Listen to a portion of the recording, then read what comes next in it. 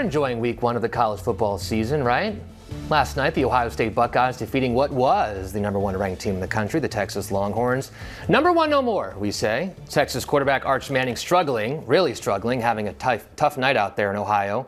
The Longhorns falling to the Buckeyes 14-7. Here to break down week one is friend of the show, ABC News contributor, Sirius XM radio host Mike Muse. So Mike, the Longhorns head coach, says that after the game, expectations were just out of control for Arch Manning. He's already being called the Heisman Trophy favorite, possible number one draft pick. What do you say about all of this? You know, I was never really sold on Archie Manning with the hype that was coming into the preseason.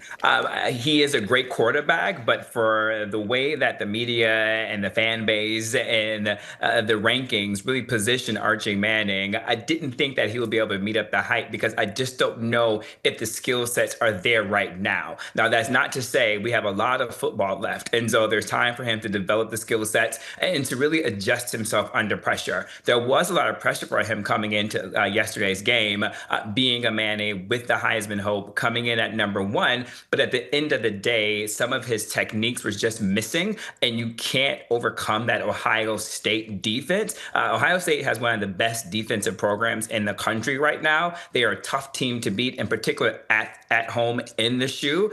So we saw the pressure get to him, but then also to expose some technicalities that Archie Manning needs to work on. But there is room for improvement. Some pretty nice words for Ohio State from a Michigan man, so write that down, Wolverines. So let's talk about money with this, with NIL. It seems to be a game changer with all this.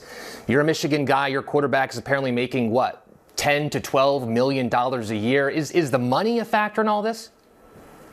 The money isn't a factor, but it wasn't a factor in yesterday's game. But money is going to be a factor with the NIL in terms of how conferences and programs are going to be reshaped.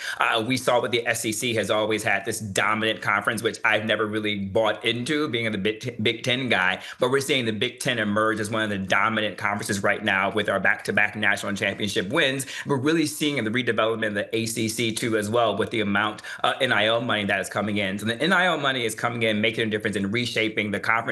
But I think there's a difference between question one and question two that you really ask. Manning came in with so much hype, so much pressure, but so did Bryce Underwood. When you're coming in at a freshman, 18 years old, turning 18 a month ago, that's a lot of pressure on you to perform, in particular at the University of Michigan, because we expect national championships. He delivered.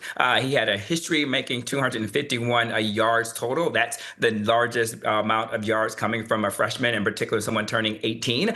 And so we saw the greatness that could be Bryce Underwood being left out a lot of the preliminary conversations because of the way he handled the pressure, he met expectations, and he exceeded it. It's a new era for the University of Michigan. A lot of people talking about Bama, that Bama-Florida State game last night, where Bama did not look like Bama anymore. What do you think about that? Down goes Bama, baby. I don't think Bama is really going to get to be where they once were. But as you and I both know, that college is very cyclical when it comes to football programs. And what we are seeing is that Bama is just having their day when they are on the more so on the downward side of their program.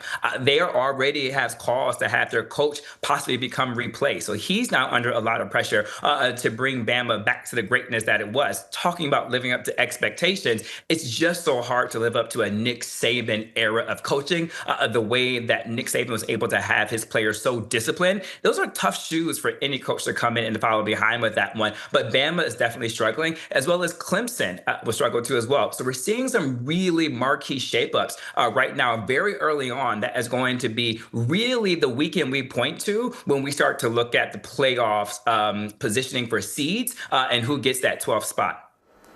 1 second. Who wins the Natty this year? Give me one school. Go.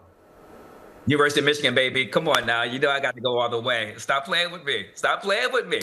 We got Bryce Underwood. I'm going to start hyping him up the way that we hyped up Archie Manning, man. We got it. The poise, the confidence, the shoulder. There's so many offensive schemes we can run, as well as our defense is still strong, and we're not expected to win. And I think that is going to be the difference with the pressure. I'm also still looking at LSU. LSU looked really good, too, yesterday as well. Yeah, and obviously Ohio State was in the conversation, but that's for another conversation another day. See, that's my fault. I gave a Michigan man. I asked him to give me a one-word answer about Michigan football. He gave me like a 17,000 sentence response. Mike Muse, thank you so much for joining us.